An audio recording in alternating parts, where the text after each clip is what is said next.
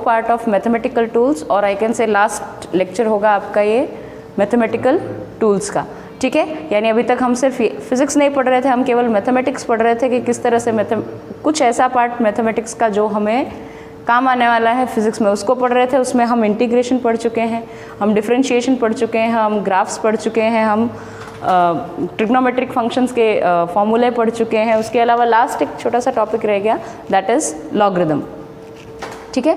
Logarithm हम पढ़ते हैं, और क्या है लॉगरिदम इसको ब्रीफ में जानना है। बेसिकली ये पहले 11th की मैथमेटिक्स में आ जाता था, ठीक है, लेकिन अब वहाँ से भी मैथमेटिक्स से भी इसको रिमूव कर दिया, but still it is useful for numerical problems in physics, ठीक है। ये फिजिक्स के न्यूमेरिकल प्रॉब्लम्स में हमें काम आएगा, ठीक है। तो लॉगरिदम है क्या, ठीक है। लॉगरिदम एक बेसिकली एक फंक्शन है, ठीक।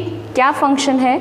जो ये बताता है कि किसी बेस पर पावर हो। जैसे फॉर एग्जांपल आप यूँ मानिए कि जैसे 10 रेज़ टू द पावर 3, ठीक, या यूँ कहिए कि 1000 आपके पास लिखा हुआ है 1000, ठीक। 1000 को आप पावर के टर्म्स में या एक्सपोनेंट के टर्म्स में आप कैसे लिख सकते हैं? इसको आप लिख सकते हैं 10 रेज़ टू द पावर 3, लिख सकते हैं ना, ठीक। यानी 1000 can be written as 10 raise to the power 3, ठीक। तो यहाँ पर इसको लॉग में हमें लिखना है, तो कैसे लिखें और लॉग का मतलब क्या है, ठीक। तो उसको समझने के लिए पहले तो एक बात समझ लें कि लॉग जो होते हैं, लॉग अब हमें जो देखने हैं वो बेसिकली 2 टाइप्स के हैं, ठीक। जो लॉग हम देखेंगे वो 2 टाइप के लॉग्स हमें पढ़ने होते हैं, चाहे वो फिजिक्स की बात हो, थोड़ा बहुत केमिस्ट्री में भी आएगा,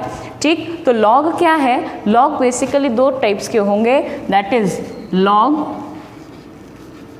या लॉगरिदम टू द बेस 10, ठीक। और दूसरा होता है आपका नेचुरल लॉग।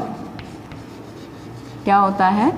Natural log. हालांकि पहले नेचुरल लॉग आता है, फिर लॉग टू द बेस 10 आता है, ठीक है। तो अब क्या है ये नेचुरल लॉग और लॉग टू द बेस 10 से क्या मतलब है, ठीक है। इन दोनों की बात करेंगे। बेस 10 का क्या मतलब है? जैसे देखो हमें दे रखा हो 3 raise to the power 2 into 3 raise to the power 3। इसको हम क्या लिख देते हैं? हम कहते हैं कि बेस सेम है तो पावर्स ऐड हो जाएंगी, यही कहते हैं, ठीक है। बेस सेम है यानी बेटा आप में से किसी का ऑडियो ऑन है या माइक ऑन है, आप उसको ऑफ करें ताकि बाकी स्टूडेंट्स के लिए डिस्टर्बेंस नहीं हो, ठीक है। तो 3 to the power 2 and 3 to the power 3 can be written as 3 to the power 5। यानी हम क्या कहते हैं कि बेस सेम है तो पावर्स ऐड हो जाती हैं। यहाँ पर जो हम बेस बोल रहे हैं उसका मतलब भी यही है कि पावर किस पर है, कौन से बेस पर, किस नंबर पर है, ठीक है। अब लॉग टू द बेस 10, तो ये नाम से समझ में आ रहा होगा कि यहाँ पर लॉग तो लेते हैं हम, लेकिन इसका बेस क्या लेते हैं? 10, ठीक। और इसको ऐसे ही लिखा जाता है लॉग, LOG, ठीक। नेचुरल लॉग क्या होता है? इसका बेस होता है, इसका बेस क्या होता है? Base is E। अब E क्या है? तो E एक इर्रेशनल नंबर है, ठीक। एक्सपोनेंशियल फंक्शन भी है, साथ ही साथ हम क्या कह सकते हैं कि E एक इर्रेशनल नंबर है, ठीक। जिसके टर्म्स में हम या कहीं पर भी जब इर्रेशनल लॉग लेना होता है तो उसका मतलब वहाँ हम एक्सपोनेंट फंक्शन का यूज़ करते हैं, ठीक है। तो ये जो एक्सपोनेंट फंक्शन है E, ये बेसिकली जैसे पाई एक इर्रेशनल नंबर है, वैसे ही E भी एक इर्रेशनल नंबर है जिसकी वैल्यू क्या होती है? E इज इक्वल टू 2.718, इस तरह से ये चलता जाता है, ठीक। इर्रेशनल है तो उसका कहीं एंड तो है नहीं और ना ही वो रिपीट होने वाले हैं, ठीक। तो इस तरह के नेचुरल लॉग जो होता है उसको जब हम लिखेंगे तो उसको हम LOG नहीं लिखेंगे, उसको हम LN लिखते हैं। क्या लिखते हैं? अगर कहीं पर आपको LOG दिख रहा है इसका और साथ में बेस 10 दिख रहा है तो इसका मतलब ये 10 के बेस में ही लॉग है, और अगर 10 नहीं है और लॉग दिख रहा है तो भी उसका मतलब क्या है? वो टू द बेस 10 है, ठीक। नेचुरल लॉग जब भी दिया जाएगा उसको इस फॉर्म में लिखा जाएगा, आपकी एनसीईआरटी बुक में भी और मोस्टली अदर बुक्स में भी नेचुरल लॉग को, यानी लॉग टू द बेस ई, ये ई हमें मेंशन नहीं करना होता, फिर यहाँ पर ln लिख दिया, इसका मतलब ये क्या है, नेचुरल लॉग। इसका मतलब ये है कि लॉग टू द बेस ई है, इसी को हम क्या लिख रहे हैं, ln। ठीक है, आई होप क्लियर हो गया होगा यहाँ तक सभी को। Video is not clear, how many say that video is not clear?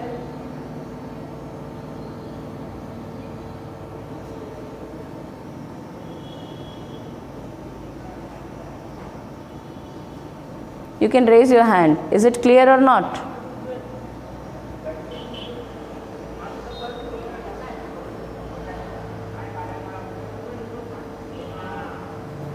Okay, it means जिनके पास नहीं आ रहा है उनका खुद का प्रॉब्लम होगा। ठीक है, चलिए चलें आगे। तो ये था आपका नेचुरल लॉग और लॉग टू द बेस 10। ठीक, अब इसको समझने के लिए थोड़ा सा, यहाँ तक बात क्लियर हुई? ये तो जनरल आपको इन्फॉर्मेशन की लॉगरिदम है क्या, कितने टाइप के लॉगरिदम हम पढ़ते हैं, तो एक तो नेचुरल लॉग और एक टू द बेस 10।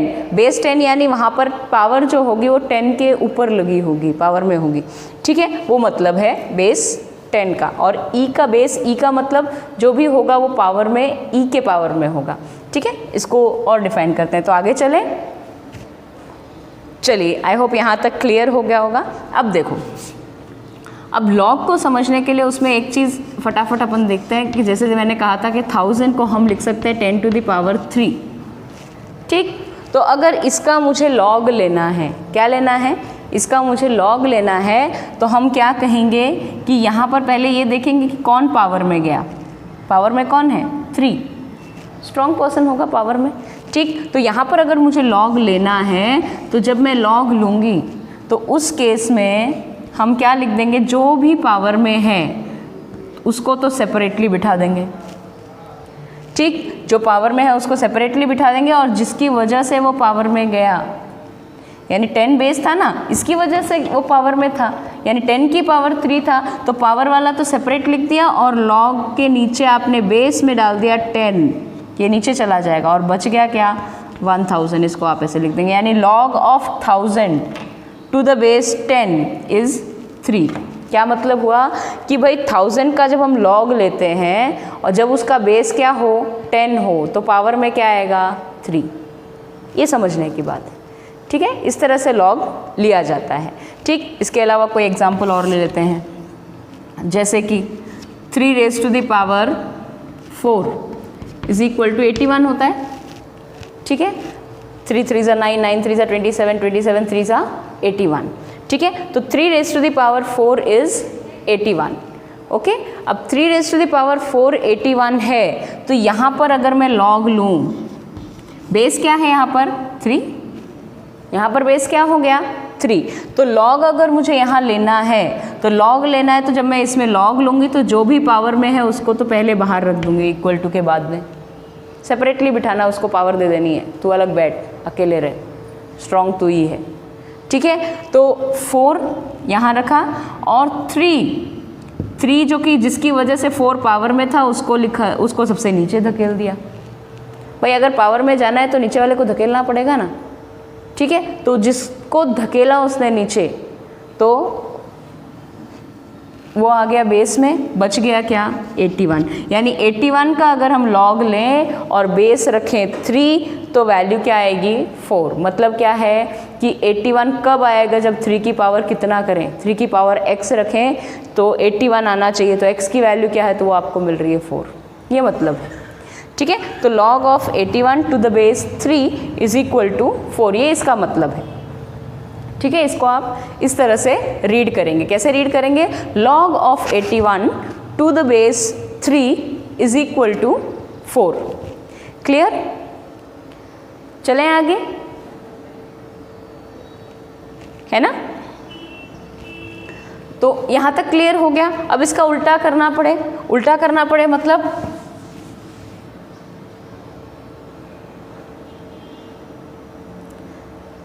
ठीक है, तो उल्टा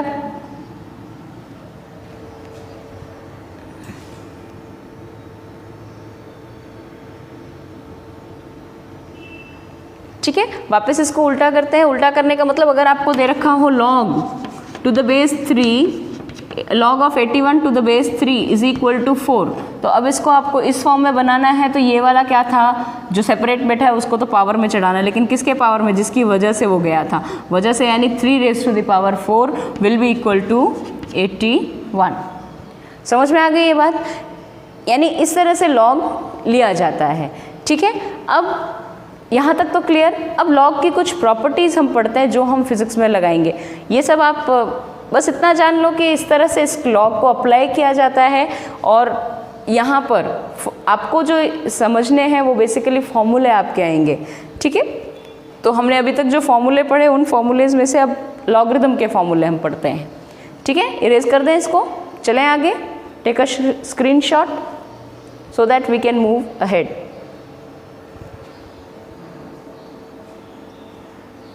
Okay, let's move now.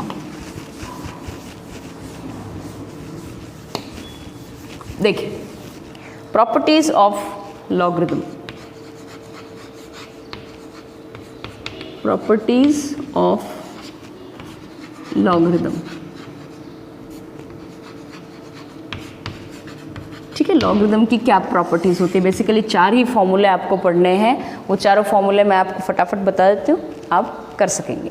देखिए, लॉग, इसमें पहला तो है आपका प्रोडक्ट रूल। क्या नेम करते हैं उसको? That is called product rule. What is product rule? Product rule क्या है कि अगर लॉग m इंटू n है, ठीक, क्या है, लॉग m इंटू n है, तो इसको आप क्या लिख सकते हैं? It can be written as log of m plus log of n। ठीक, बेस सेम रहेगा, यहाँ पर जो बेस है वही बेस यहाँ रहेगा, वही बेस यहाँ रहेगा। जैसे इसको मैं ऐसे लिख दूँ, log to the base a m into n, that will be equal to log of m to the base a and log plus log of n to the base a। Clear? Clear हो गई बात यहाँ तक? ठीक है, उसके बाद second आपका फॉर्मूला है, second is also called quotient rule.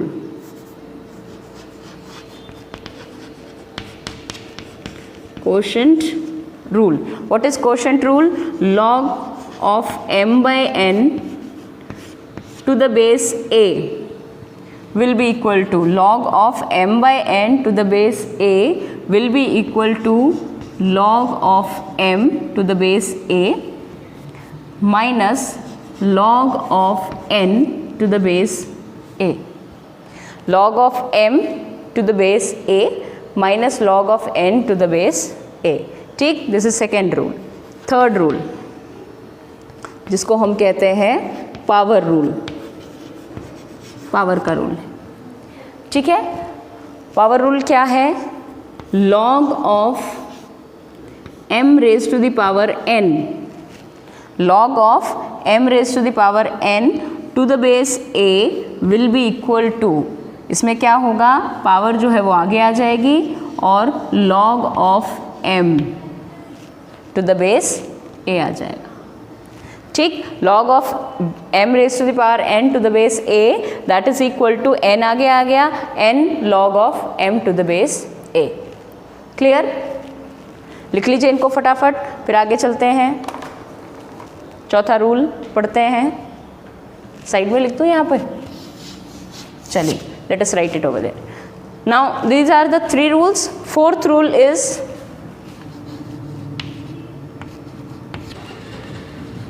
Base change rule. Base change rule यानी ऑब्वियस सी बात है कि अब हम उसका बेस चेंज करेंगे, जो लॉग है उसका बेस चेंज करेंगे। यहाँ पर सब में बेस सेम था, ए ए ए ए एंड ए, अगेन यहाँ पर भी बेस सेम था। अगर बेस चेंज करना हो तो कैसे करेंगे, तो वो देखें, log of m to the base a, ठीक है, log of m to the base a, इसको हम क्या लिख सकते हैं, तो it can be written as, क्या लिख सकते हैं, it can be written as log of m to the base b, m को m का log लिया हमने बेस b में, लेकिन उसके साथ हमें क्या ऐड करना पड़ेगा, प्लस नहीं sorry, it will come out to be product. ठीक है, यहाँ पर इसके साथ मल्टीप्लाई क्या हो जाएगा, मल्टीप्लाई हो जाएगा log of a to the log of b to the base a। क्या हुआ, log of m to the base a आपको चाहिए, ठीक, उसको आपको कन्वर्ट करना है b में, बेस b में कन्वर्ट करना है। तो क्या करें, तो log of m to the base a था, उसकी जगह तो आ गया log of m to the base b, लेकिन उसके साथ प्रोडक्ट में क्या आएगा, जिसको बेस में आपने चेंज किया है उसका log ले लो a के रेस्पेक्ट में, a के बेस में, यानी log of b with the base a। Clear, this is your base change formula. यही फार्मूले हैं लॉगरिथम में, यही 4 फार्मूले आपको ध्यान में रखने हैं जो हम कई बार अप्लाई करेंगे। ठीक है,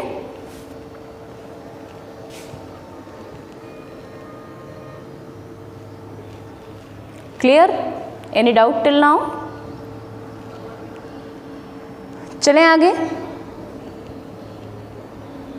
ठीक, अब जैसे कोई जनरल फॉर्मूला आपको दे दिया जाए a raise to the power x is equal to b है, तो इसको log में लिखिए, तो आप लिख देंगे कैसे, log of b to the base a is equal to x। log किसका, b का, बेस क्या है a, वो क्या है x। क्लियर, तो इस तरह से आप log अप्लाई कर सकते हैं और यहाँ पर हर फॉर्मूला अप्लाई कर सकते हैं। जैसे एक log ऑफ यहाँ पर a की raise to the power x की जगह यहाँ पर अगर कुछ ये होता, कुछ इस फॉर्म में होता कि पावर में दे रखा होता, तो आप क्या कर देते, पावर को यहाँ ले आते और log ऑफ m लिख देते। ठीक है, क्लियर यहाँ तक? चलें आगे।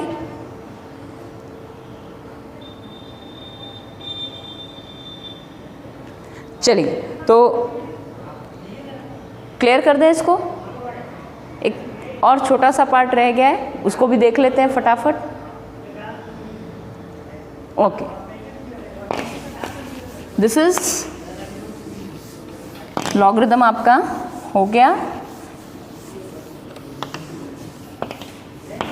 यानी लॉगरिथम में आपको इतना ही पढ़ना है अकॉर्डिंग टू फिजिक्स। ठीक है, ज़्यादा नहीं पढ़ना है।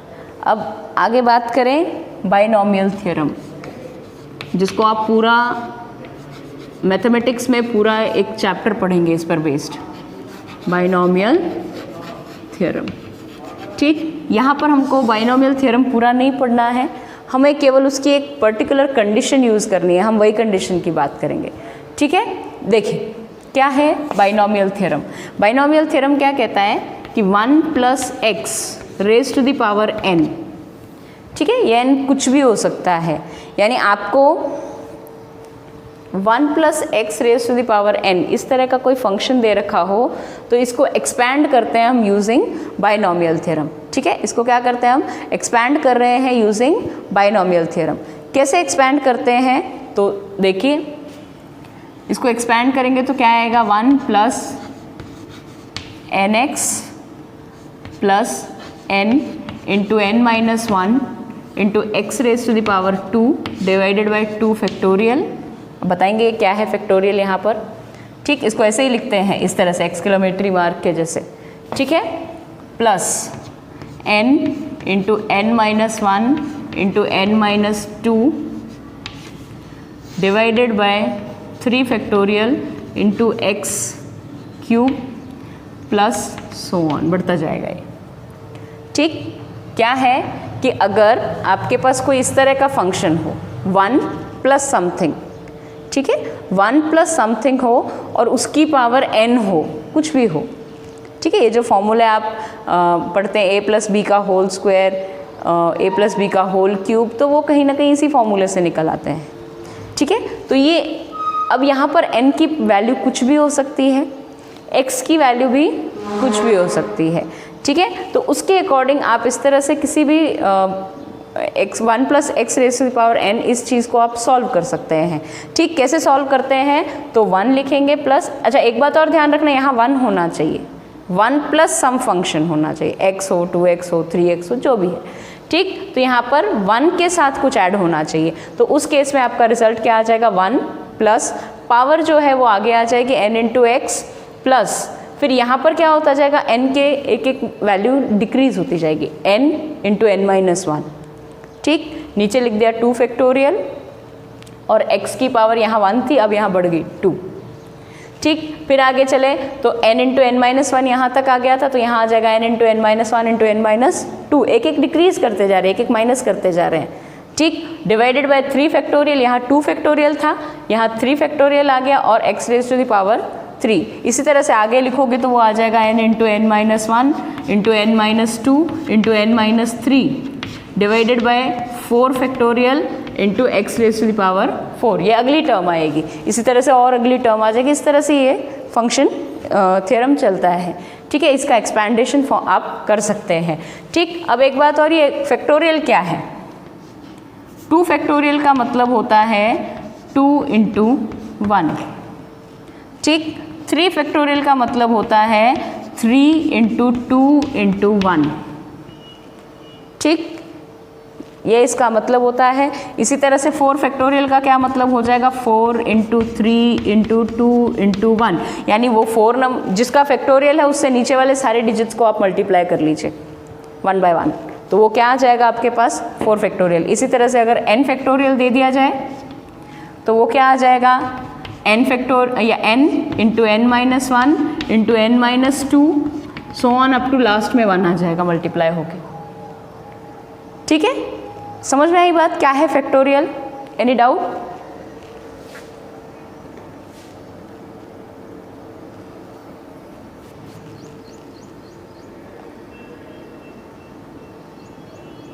ठीक है,